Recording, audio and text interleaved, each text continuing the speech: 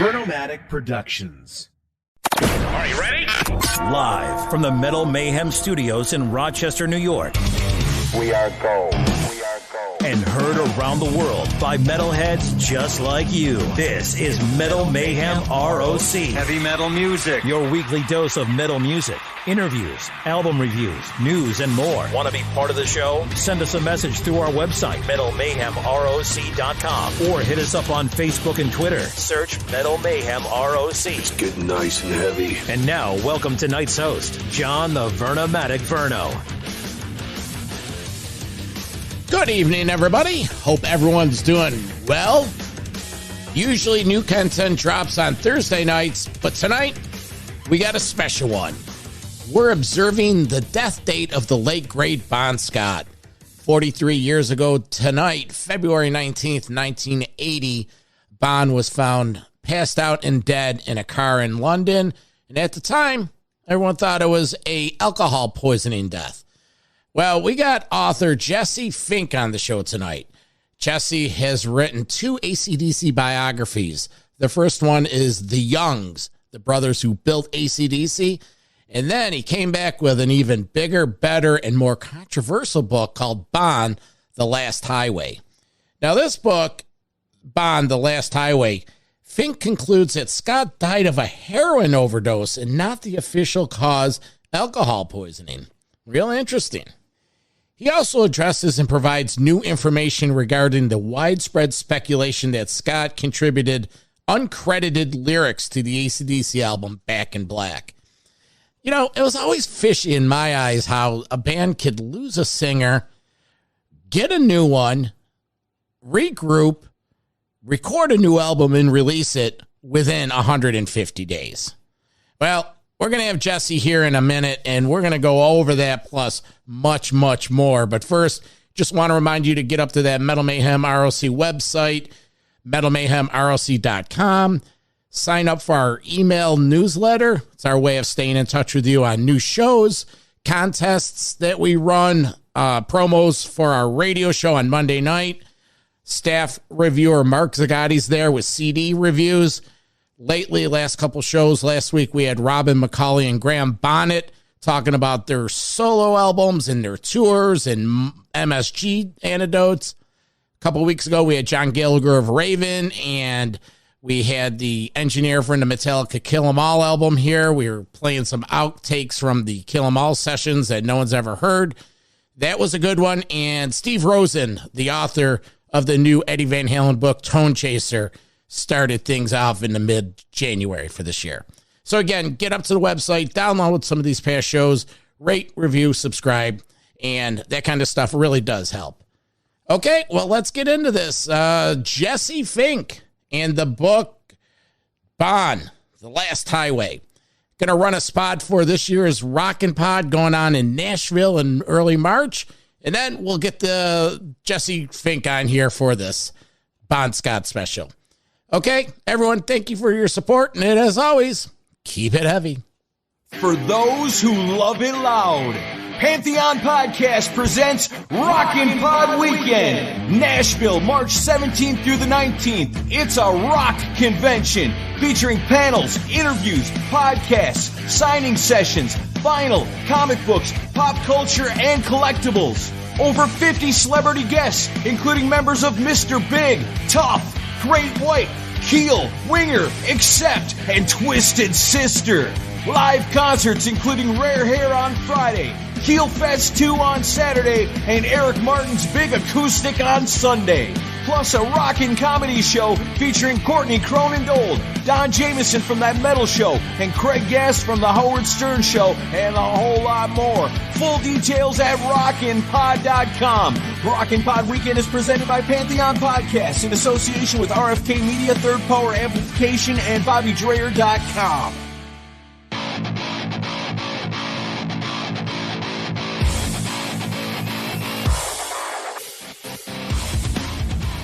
Tonight's guest is Jesse Fink. Jesse is a British-Australian author of 5 books.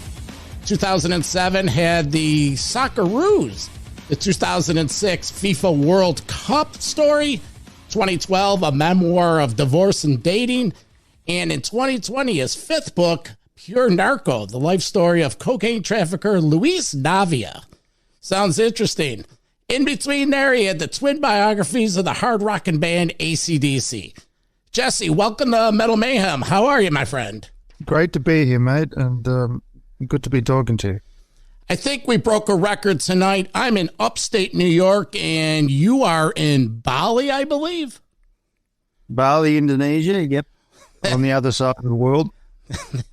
The technology joins us. So this coming Sunday is going to be the 43-year anniversary of the passing of the late, great Bon Scott. And you got involved with not one, but two biographies surrounding the band AC/DC. You know, you're a nonfiction author, and like I stated in the open, you've had 5 books, and the new one's coming out in 2023. How did you get involved with AC/DC? And not once, but twice. Well, my second book was a book about my divorce from my first wife. And you know, I don't know if any of your listeners have ever been through a divorce, but it's a fairly kind of traumatic experience, particularly when children are involved.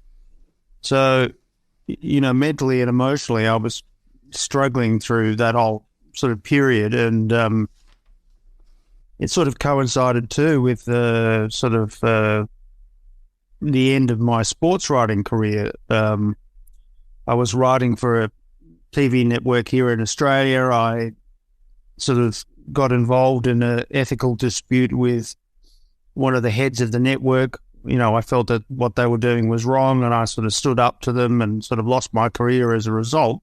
So professionally, my life was in the toilet. Personally, my life was in the toilet, and I was quite suicidal, actually. And, you know, feeling completely sort of lost and down, and like my life had sort of ended. And there was a night where I was sort of sorting black socks on the end of my bed at 3 o'clock in the morning, thinking my life can't get any fucking worse than this. And you know, I heard a garbage truck outside, and I thought, you know, it would just be very easy to just go and walk in front of that garbage truck and just sort of end my life. And for some reason, instead of doing that, I had a laptop on the end of my bed, and it just happened to be on Power Rage, and I put on some Power Rage, and it was Give Me a Bullet, and you know, it was just like this fucking wall of sound. You know, the Young's guitars on that track, and it sort of just lifted me up, and I just was completely energized by it. And I really kind of felt like the next day that sort of AC/DC had intervened at the right time and sort of saved my life. And so I felt like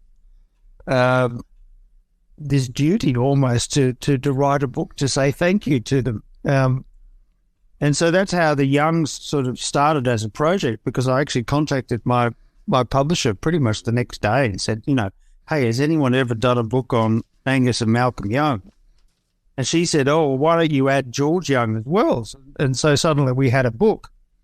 And so that was literally how it sort of came about. It was just sort of came out of this sort of personal sort of moment of anguish. And I wanted to write a book about how sort of AC/DC's music emotionally connected with people around the world, and why is it that this band is the biggest rock band in the world when so many other very good rock bands just don't have the same connection. So that was the idea, and that book went on and became, you know, very successful. It was published in about 20 countries and 13 languages and whatever. And then out of that, obviously, because that was successful, Penguin was very interested in another book. And of course, I thought Bon Scott immediately. Well, first and foremost, I'm sorry for the troubles you went through, and thank God there was a, quote, higher power that, you know, kept you with us. I have gone through a divorce, and I've never fallen to where you were, but it is a tough time. So I'm glad things did work out for you, friend. That's scary stuff. It is scary stuff, but, you know, then it leads you on to other things, and so it got me to write this book. It got me to write the book on Bon Scott, and if I hadn't written the book on Bon Scott, I wouldn't have written the book about cocaine trafficking. And now I'm writing about spies in World War II. So that's how life works out. Before we get into the Bond book, I have my notes and comments on that. It's fantastic. What really amazed you about George Young and the dynamics of Malcolm and Angus? Because George was older. Give us a quick little summary of the meat and the potatoes of that book, if you can. Well, the book wasn't a traditional biography. It was sort of set up as sort of 11 chapters about 11 different songs that I felt were really important in the history of ACDC. And, the first chapter is about Good Times by the Easy Beats, which was a song that was covered on the Lost Boys soundtrack by In Excess and Jimmy Barnes. And so Americans might know it best from that film. And the second chapter was about a song called Evie by Stevie Wright, who was the lead singer of the Easy Beats. And after Bon died, Stevie was briefly considered as a possible replacement, but he was sort of lost in his heroin addiction, so that was never going to happen.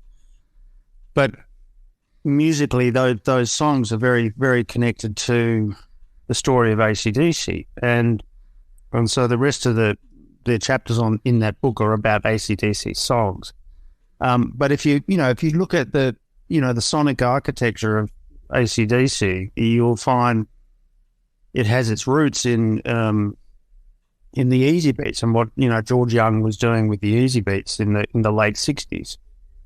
And then he brought that into, his production work, and so by the time, he started working on, AC/DC's first album as producer, he had basically perfected what we now know as the AC/DC sound. So the whole book really is kind of a homage to that sound. How would you describe that sound? I think it's a very distinctive Australian sort of rock sound that, people around the world try to replicate, but they don't sort of manage to do very successfully. And for some reason, Australian rock bands seem to do it very well. And I know that, Guns N' Roses was very influenced by Australian rock.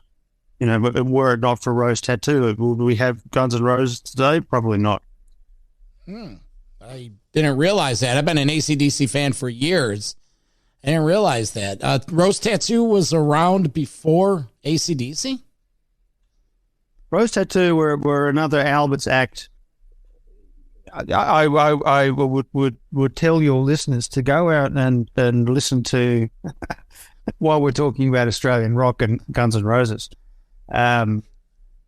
Go and dig out a song called Unpublished Critics by Australian Crawl, and then play Sweet Child of Mine. They're almost identical. So I'll do my heavy metal homework and check that out. Yeah, check it out.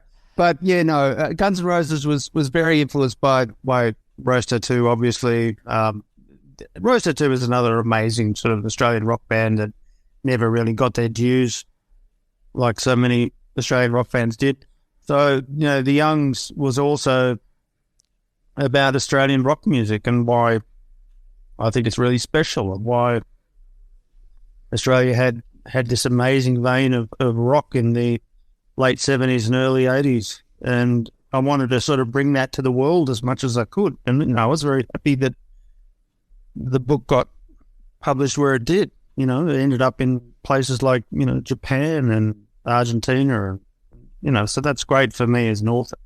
You weren't an AC/DC fan before the awakening, if you will?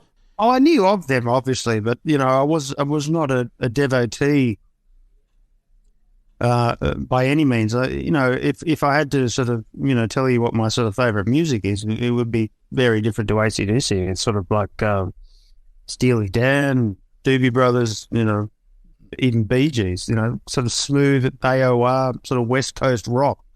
That's really kind of what I listen to most. But, somehow in between all that, I've managed to kind of find a place in my life for ACDC. And of course, when you spend next to almost 10 years on two ACDC books, you get quite obsessive about it. You end up sort of knowing a lot, and I've started a Bon Scott forum on Facebook. We've got 16,000 members. We talk about anything you can imagine, sort of 24 hours a day. So people are quite obsessed about AC/DC. So you did the Young Brothers. It gets popular. Now you get commissioned to do the Bon Scott book. Hundreds of interviews, the attention to detail. You're telling a story. Quickly explain how you did all this, because it's fascinating. Well, I mean, obviously it was a very different book to the Youngs in that it was a, sort of a linear biography. It was a story. It was narratives. And my focus was the years 1977 to 1979, which essentially took Bon from his first concert in Texas right through to Ohio at the end of 79. And so the book, when I first started, was really just going to be about, Bon's time in America, which is the last highway, the road that he took to his death. Because that's where AC/DC did all their touring. Yep. In the years. Certainly, 80% of their touring was taking place in the United States because they were trying to make it there. And then when I got to the end of, that work of documenting Bon's time in America, I realized I couldn't really ignore the death. Now, the death had sort of been covered to some degree in a previous book about Bon Scott by Clinton Walker, a book called Highway to Hell. Mm-hmm.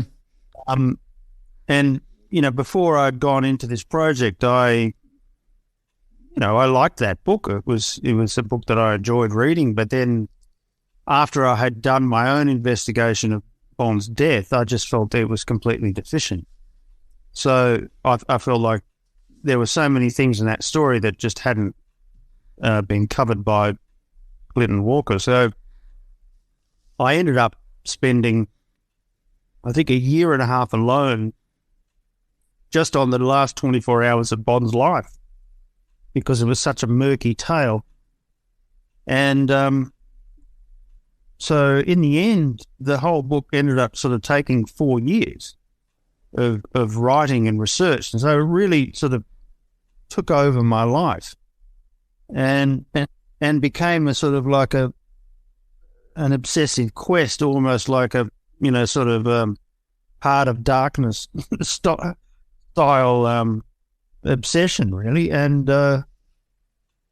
I felt like at the end of it that I had sort of come to grips with who he was as a human being rather than the caricature, the rock legend that, people like to talk about, the guy who, shags 2 women a day, who, drinks a bottle of whiskey and gets up sort of bright and perky and will get up on stage and deliver the greatest show ever. And, is cracking jokes and, everyone's best friend and, all this sort of bullshit. But in fact, Bon had a fairly dark story behind, the veneer. And so it was my kind of attempt, I think, to really get to know someone that I was deeply interested in myself, but I didn't feel like the existing accounts of his life actually really worthy, really, of being portrayals of this person.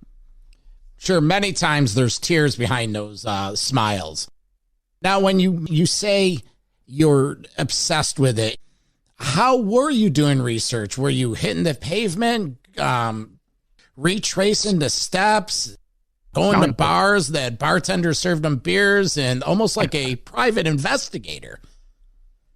Yeah, there was definitely a private investigation element to it, yeah. And I would certainly, I was in America for some of that, and so, I was in New York. I would meet, people who were connected to ACDC who were still in New York and,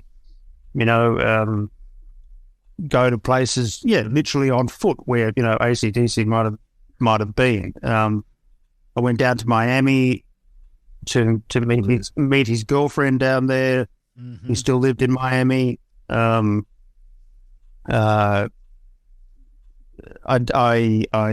sort of ended up spending a hell of a lot of time on Facebook, just sort of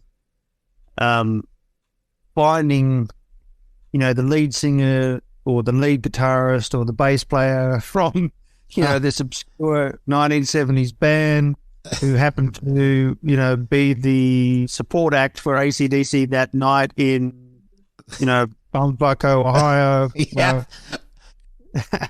Who's the band from Florida? Critical Mass. And listeners, this is fantastic. If you haven't read or listened to the book, this local band or regional band, Bon happens to walk into the bar after an AC/DC show and the band was playing, and they end up drinking that night and they become instant friends. Bon is bringing the guy back to the hotel because his buddies took off. Something close to that, right, Jesse? That's close to how the story. So Holly X, the girl down in Miami, was basically mentioned to me by this guy called Michael Fazzolari, who was this very funny guy who sells refrigerators in Orlando, actually. But in 1979, he was sort of fronting this incredibly hot sort of rock group called Critical Mass, who had a deal with MCA Records. And so there was like this healthy rock scene in Miami at that time. There was a, very young Johnny Depp, was part of that. He was about 15 years old and he was in a band called The Kids. So there were all these sort of bands playing around, Miami, Hollywood Beach, and Michael introduced me to Holly. So, and my connection to Michael was a DJ called Neil Mursky. And Neil Mursky had interviewed Bon Scott in Orlando in '79. So Neil had an old audio clip of Bon that he'd never played, and he said, you can have this. And I ended up, putting it up on YouTube and using it in the book. And so then he introduced me to Michael, and Michael introduced me to Holly, and then suddenly this whole fucking vista just sort of opened up in my research. So I was in New York and went down to Miami, stayed with Holly, hung out with, Neil and Michael, and literally we got in a car and we drove around Miami one day, just visiting all the places that AC/DC had hung out in 1979 as they were rehearsing Highway to Hell. So we went out to the old rehearsal studios. We went to the hotel where they stayed. It was this amazing sort of tour in the car, around Miami. We went to this old club called Tight Squeeze, which was being demolished at the time. Which was the place that you mentioned, where Bon just walked in and took a piss in the toilet and sort of said something to the guy next to him, and then suddenly they're hanging out together, and it turns into sort of 6 weeks together. Yeah. So all these guys were really very friendly to me. They kind of opened up. They introduced me to other people, and suddenly I had this huge sort of panorama of kind of what had happened in '79 as AC/DC was putting together Highway to Hell. And of course that was very interesting because suddenly some of the lyrics on Back in Black made sense. Like there was a backstory to You Shook Me All Night Long. Mm-hmm. Yeah, we'll get to that, but I just wanted to comment. It's sort of like you're going through heavy metal forensics. It's like you said, all you had to do was get started. So you meet Michael. He introduces you to Holly. Holly's like, well, you got to meet so and so, and then you meet so and so, and then what about some of the management? David Krebs and the guys within ACDC, the tour manager Doug Thayer. How did you get in touch with these guys? Well, yeah, as you say, like when you get onto one person and then you gain that person's trust, they will refer you to someone else. They will send a message to someone else and say, you know what, you should talk to this guy. And then so if you can get that sort of first piece out of the way, the rest usually follow. But it's a dogged tale of persistence, perseverance, and investigation, and that's why it takes so long. This book might be 500 pages, but I can guarantee you that 5 million sort of pages of research went into it. Yeah, but there was a guy called Phil Carson, for instance, who was the president of Atlantic Records in UK in the 70s, who signed ACDC. So he met me in New York at a bar. He was very helpful to me, in terms of, the sort of business story of ACDC. But he introduced me to Mick Jones from Foreigner, and suddenly the next day I find myself in Mick Jones's house in New York talking to the guitarist of Foreigner in his bathrobe. I mean, this is how it happens. So you just never know where you're going to end up. But it just sort of, it's a case of, just do one piece at a time and give yourself plenty of time to do it, and eventually you will complete it. Jesse, you're not the first journalist or writer to do this. How did you gain the trust and the access to, a Mick Jones, or you shared in the book, like you've contacted Pete Way and Chapman before, Paul Chapman. What gave you the street credit? No disrespect, but how did you get that in when others probably have tried and didn't get that access? I think the first book really helped, The Youngs. And when I wrote The Youngs, I was a nobody. No one fucking knew me. Okay. Right? So there is some advantage to that, though, because you're not beholden to sort of old boy networks and all that. And I think a big problem of the rock media is that there are so many people working in that space who just don't want to upset anyone, sure. Or they want access or whatever. So they'll get Gene Simmons on their radio show next year or whatever. So never ask Gene Simmons, a curly question. And so they sort of censor themselves. And so I never had that problem because I didn't care whether someone didn't want to talk to me after they'd talked to me. So I would ask them whatever the relevant question was, because, my access to them is not an issue. So there is some advantage to that. But I think, it really just sort of comes down to perseverance and persistence and sort of, not taking no for an answer. And so, there were, you mentioned Pete Way and Paul Chapman.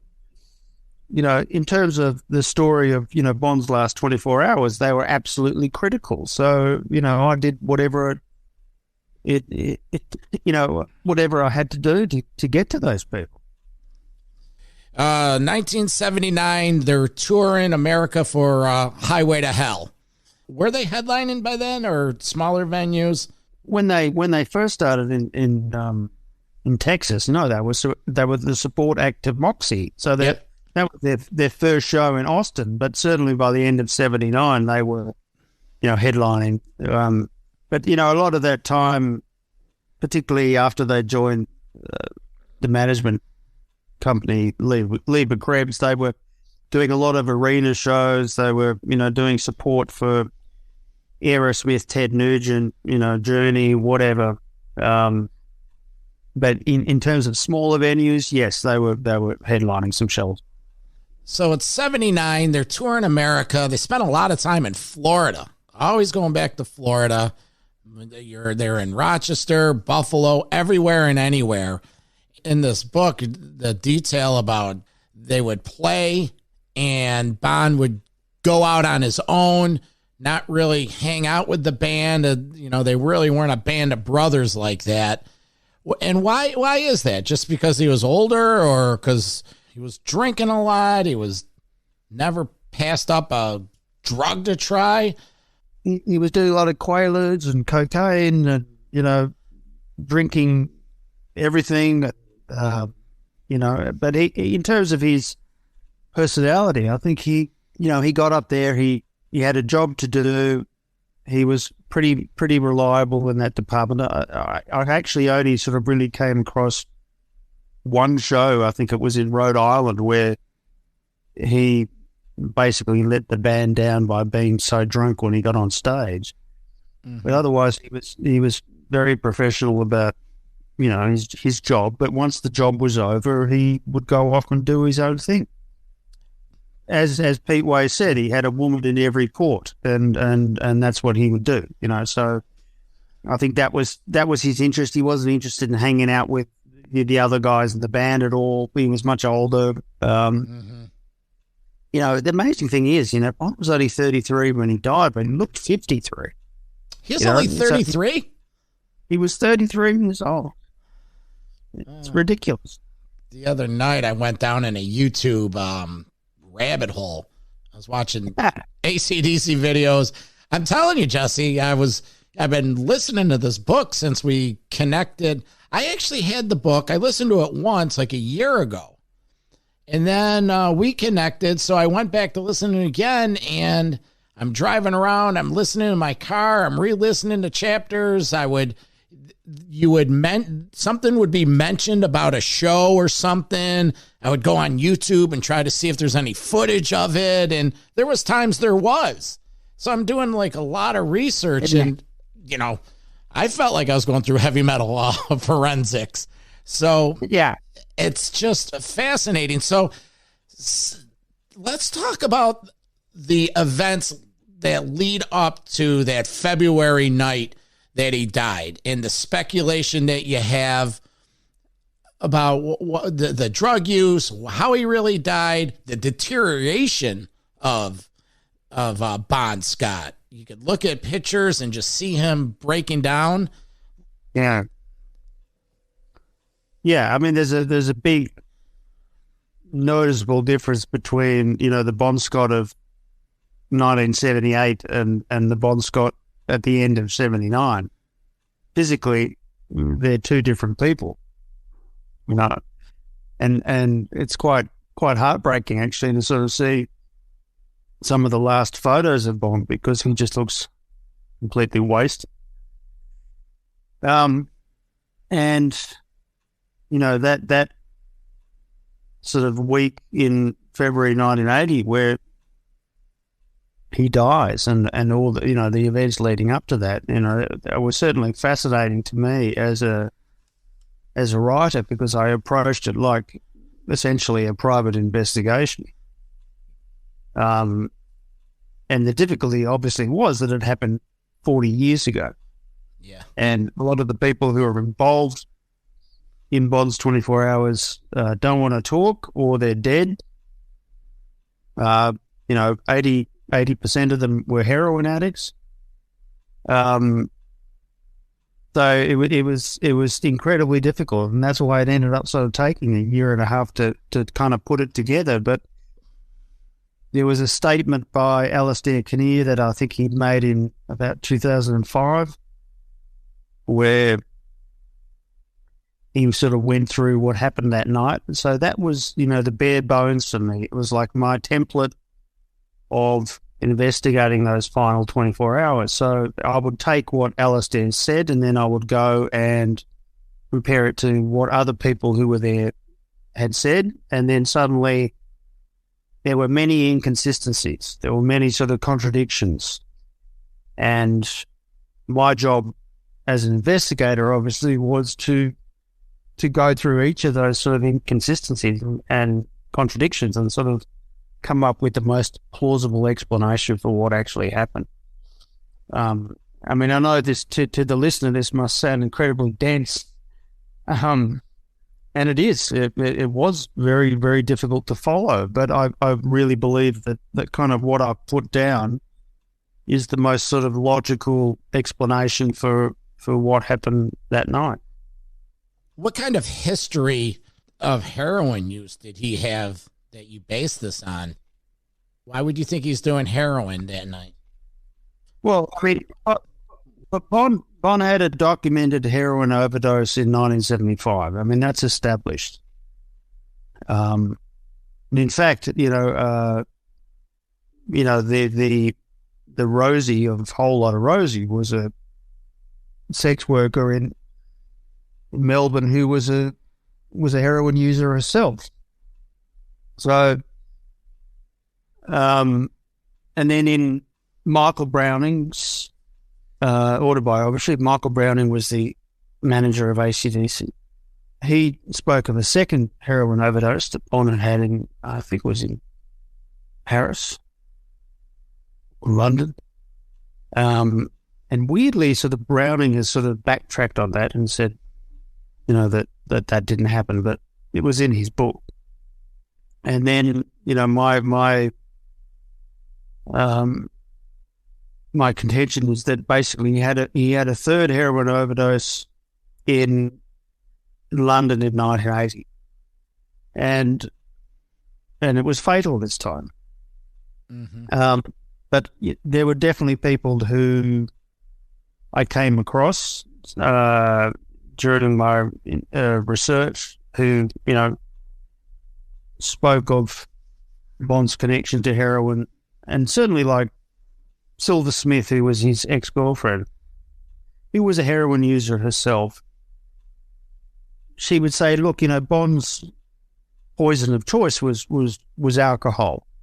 But would I say that he never touched heroin? No, I would say that he never touched heroin, but I can't be 100% sure. And he might have done this, and certainly when this person was in town, Bon might have dabbled or whatever. So, she was always kind of leaving open the door in some respect to the possibility of Bon having done that. So it wasn't like 100% categorical, no, Bon never did heroin. Mm-hmm. And certainly when, I get to the final 24 hours of his life and all the people who were surrounding him at that point, they were all heroin users, and Paul Chapman himself said that basically he had given money to Bon Scott to go off and buy heroin and bring it back to his flat. And then Chapman and Way also told me about another member of ACDC who was using heroin at that time. So it was a common drug in rock circles. I laughed out loud in the audiobook when the voiceover guy told the story, like mimicking Bon, about whenever someone would give him something and he would say, I'll take a crack at that. Meaning, I'll give it a shot. If someone offered him something, he wouldn't pass anything up. Was he shooting up? Was he snorting it? I believe the first one was he was shooting up. But the one in 1980 was a case of him snorting heroin. So snorting brown heroin, which is apparently what everyone in London at that time was doing. And it's very difficult for me to kind of condense all this into a soundbite for a radio interview. I mean, I agree. Listeners, it's the book is huge. It's great. You get out there, you'll hear all the details. What I'm really getting at is it's just, Bonnie's out partying, just bad decisions when you're hammered, and it's just, it's roulette. It's just roulette. There's stories in the book of him going out, falling asleep in unlocked cars, and It's just bad decisions when you just drink daily for months. But he wasn't really getting the help that obviously he needed. And some people have said, I think, management of ACDC should take some responsibility for that. And, that's certainly a case can be made for that. I think maybe, the other members of the band could have done more. But, at the end of the day, as I say in the book, Bon was his own man. He made his own choices. He made his own bed. This was the lifestyle that he wanted for himself, and no one was going to stop him. So, he's responsible for his own death. He's responsible for the fact that he took that drug that night that sort of ended his life, and no one else is to blame.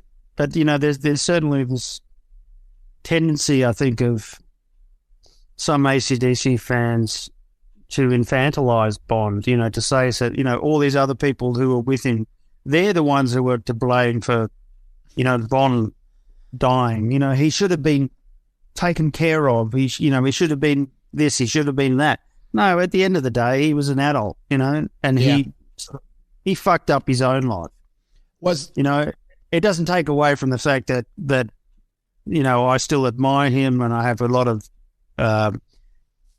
love for him.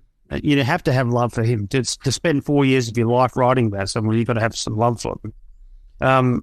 But at the end of the day, he's responsible for what happened. Was there an autopsy? Yes, there was an autopsy, but as I make present in the book, it was a fairly straightforward, perfunctory, routine autopsy that was sort of handled and sort of conducted, within the space of, from his body landing in the hospital to, the coroner sort of issuing their finding. It was all sort of done and dusted within the space of 72 hours. And I think there was a lot more to it. The fact that, for instance, I can turn up an eyewitness, who was there, who said that she thought that Bond took heroin, to someone else, who said that she was actually in the car with Bond and Alistair Kinnear going back to Alistair's flat. It's like, hang on, there's another person involved in all this? What the fuck were the police doing? This has never come out in any police investigation that these people were. So if I can do it 40 years later, from my laptop in fucking Bali or wherever, I know. There is a serious fucking problem with the initial investigation into Bond's death, right? So, like for instance, there's a fake address on the death certificate. How the fuck did that happen? Do people look at these details? This is what I'm talking about. I'm actually kind of doing what I believe the detective should have done 40 years ago. Yeah, you're saying where there's smoke, there's fire. It's like, what the hell's going on here? And so this book comes out. What about national media? No one reached out to you. You have this worm in the water. Rolling Stone, anyone get back to you?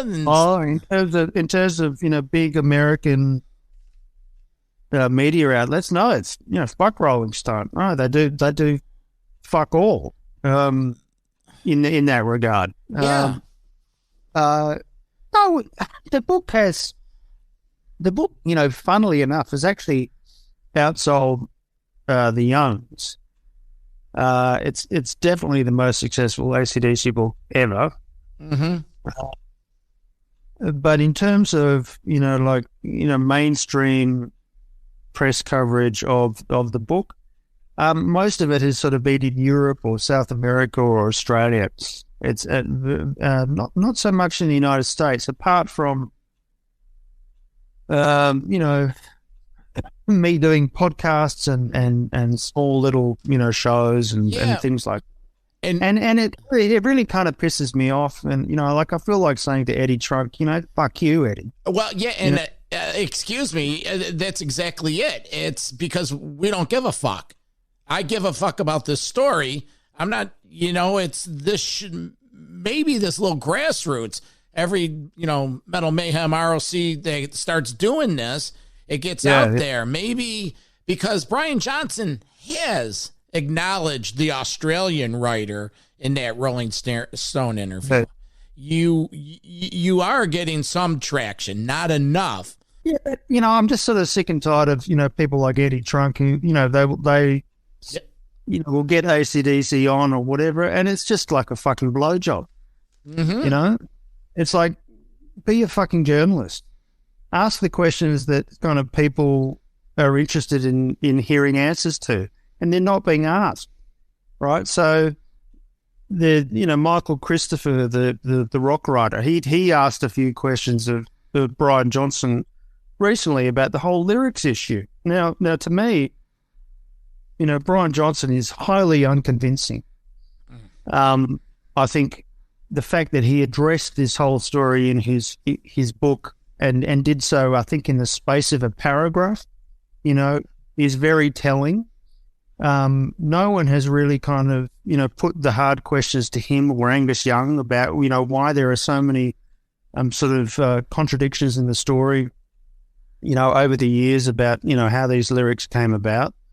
And it's about time, people with platform in the United States really looked at this story, because it's really, when you look at it, it's like, this is one of the most significant music stories of all time. We are talking about the biggest selling hard rock album of all time, if not, one of the biggest selling 5 albums of all time, right? That involves hundreds of millions of dollars. That Brian Johnson's entire career was made off the back of this album. And the man, that I wrote about, Bon Scott, ended up with $30,000 in his bank account. It's a fucking tragedy. So, my message to Eddie Trunk is, fucking pull your finger out and do your job as a journalist. Yeah, it's the writing's on the wall. I'm going to let you share some of the details that lead you to believe that some of this Back in Black was from Bon, because I'm convinced of it. I don't want to give all the chestnuts away, but let's hear some examples why you think the proof is there that Bon had his fingerprint on Back in Black. Oh, well, look, the number one thing I think, and look, there are so many details in this book that I couldn't adequately cover them all in the space of one answer. But the thing is that if you look at the history of Bon Scott's lyric writing, he was always writing from his own life experience, and that is why the songs that he wrote during that period, they still resonate with people, because there's usually a story behind them. Like a shot down in flames, or it's a tale of Bon's life. Down Payment Blues, Whole Lot of Rosie, Down Payment Blues, all these great songs, right? So you feel like some sort of personal connection to Bon Scott.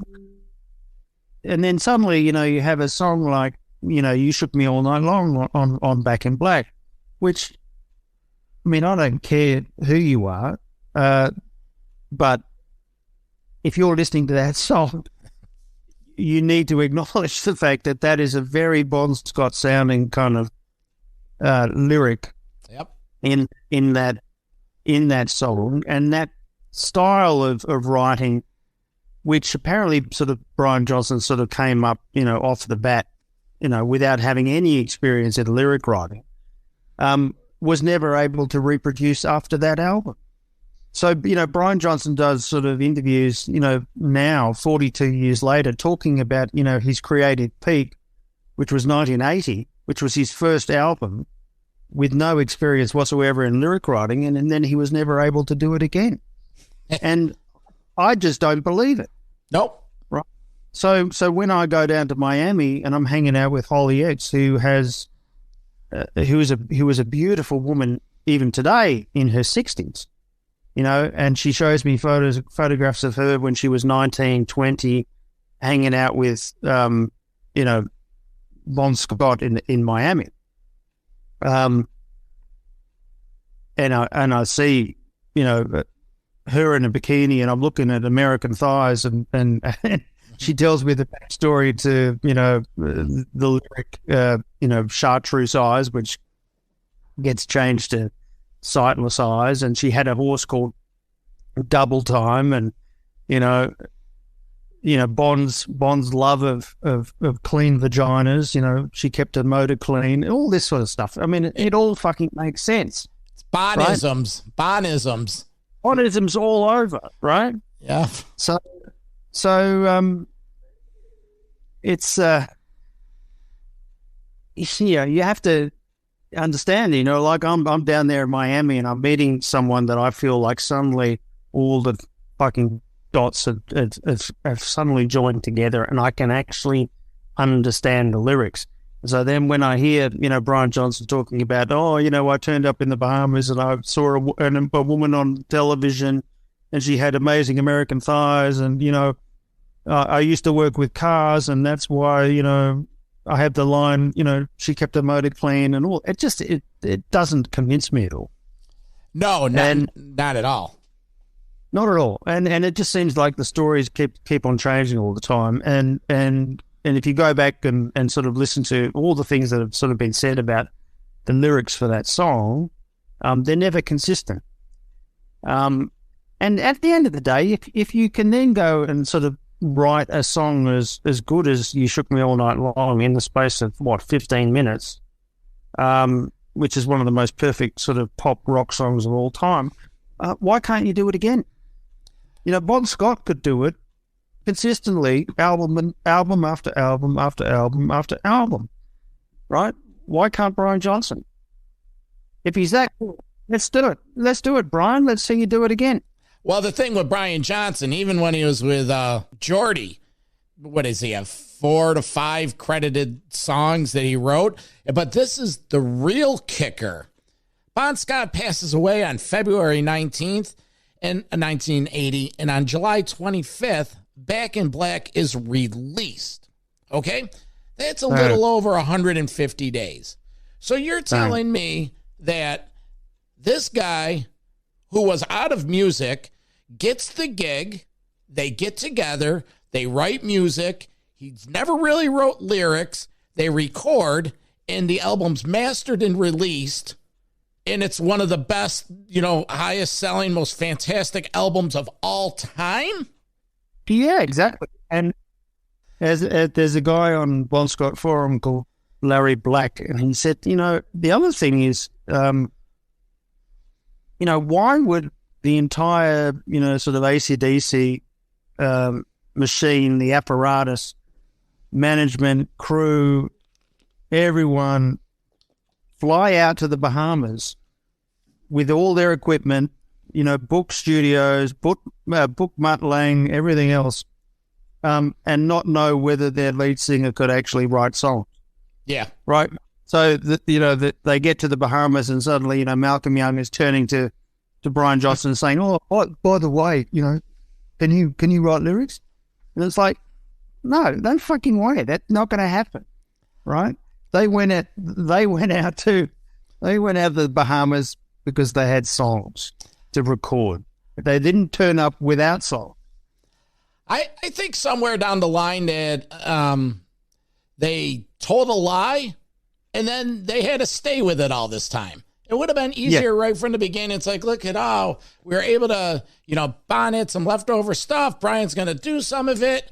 And the last question I have on all of this is the mention of the Scott family receiving a royalty check, some royalty checks from Back in Black. And why was Back in Black included in that Bonfire box set? Yeah.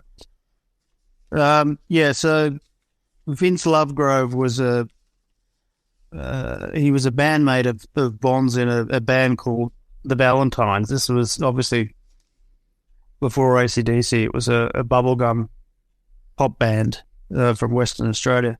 And Vince was convinced that basically Bond's lyrics had been used on Back in Black. And he sort of started a new career as a journalist, managed to speak to the Scott family for a story back in, I think it was 2005. And he said in that story that he had been told by Derek Scott, the brother of Bon Scott, that the family received royalties for Back in Black. And he put this in print. He put this in this story in the West Australian newspaper. And Vince also kind of wrote about this issue on his personal blog in around, I think it was 2011. And he died in 2012 from memory, in a car accident. But, so what he managed to sort of put down was very valuable in that it was a sort of the verbal testimony of someone who was very close to Bob Scott, who also had a connection to the Scott family, saying that this actually happened. So in terms of me actually being able to access things like, bank statements or whatever, that's never going to happen. But what's interesting is that, there are certain powers that be in the Bob Scott world who are obviously very pissed off about the book that I've written. They're very pissed off that I have had the success that I've had with the book in terms of, telling the true story of how he lived, the connection to heroin and so on. So there was a move in recent times to kind of, I think, reclaim some of that territory. So, you'll find that the Bon Scott estate, they've got their own website now. They're releasing sort of officially licensed sort of Bon Scott memorabilia and products through their website. There's a Bon Scott bloody action figure now, all this sort of stuff. But they've also got their own website, and then on that website, they've sort of said, that the Bon Scott estate doesn't, receive royalties for any songs on Back in Black. But, what does that mean? Does that mean that they don't get a check at all? What does that mean? So there are a lot of sort of inconsistencies and questions that are still unanswered about that whole thing. And then the fact is, at the end of the day, I was the only journalist in the history of the world that went to the trouble of actually finding out how much money was actually in Bon's bank account when he died, and there was absolutely fuck all. So I just think it's a tragedy, really.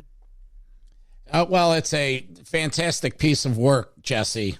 The book, Bond, The Last Highway. Get over to jessefinksbooks.com. Buy it from there. Follow Jesse at Jesse Fink on Twitter. And like you mentioned, there's Facebook, Bon Scott locations. And Jesse, I'm going to do my damnedest, with my audience. And, we're going to call up Eddie Trunk. We're going to wait on hold. At the very least, we say, hey, let's get the Jesse Fink, the Bond, we'll put that on there. We'll get you, we'll do our share here. It's a great book. And again, Jesse Fink has a new book coming out in 2023, and he teased, it's not a rock book. What's this one coming out? It's a biography of a man called Charles Howard Dick Ellis, who was an Australian-born British intelligence officer for MI6, who actually came out to the United States in 1940 and set up OSS, what became the CIA. And he was accused of being a Nazi and Soviet spy, so a double agent for enemy powers. And he died in 1975, and it's a sort of like Bon Scott, it's sort of like a cold case investigation of, the case against Dick Ellis, whether he was actually a traitor of epic proportions or whether he was actually innocent. So that's sort of taken 2 years of my life as well. Well, good. And this Pure Narco looks interesting. The life story of Luis Navia. So so that came out of Bon Scott, in that, you know, a friend in Miami had sort of put me on to a big time cocaine trafficker from the 1980s who, you know, wanted to write his life story, and I ended up spending 3 years, you know, working on that, and we've kind of we sold an option to that recently, so hopefully that gets made into a TV series soon. Oh, good. Then, you know, I would say then you get really rich and you move to some island in like Bali, but you're already there. So let's fill the bank account. Jesse, thanks for spending your morning with us. I appreciate it. And, you know, good luck, man. We'll follow you on Facebook and check it out and do our best up here at Metal Mayhem to spread the truth in all your work, friend. Thanks very much, mate. And if anyone's, you know, interested in hearing more about Bon on Facebook, join Bon Scott Forum. We'll have all this on the show notes and all on our website and everything. So everyone. Thanks a lot, dude. All right, bro. Have a good one. And, you know, ride on, like Bon says, ride on. Okay. See ya, man. Thanks. Bye. Bye. Metal for Life. Thank you for listening to Metal Mayhem ROC. Check out our website at metalmayhemroc.com for information on podcasts, archives, links to all our live radio shows, and all sorts of info. Please like, follow, and share with everyone, even your non-metal friends. And always remember to keep it heavy.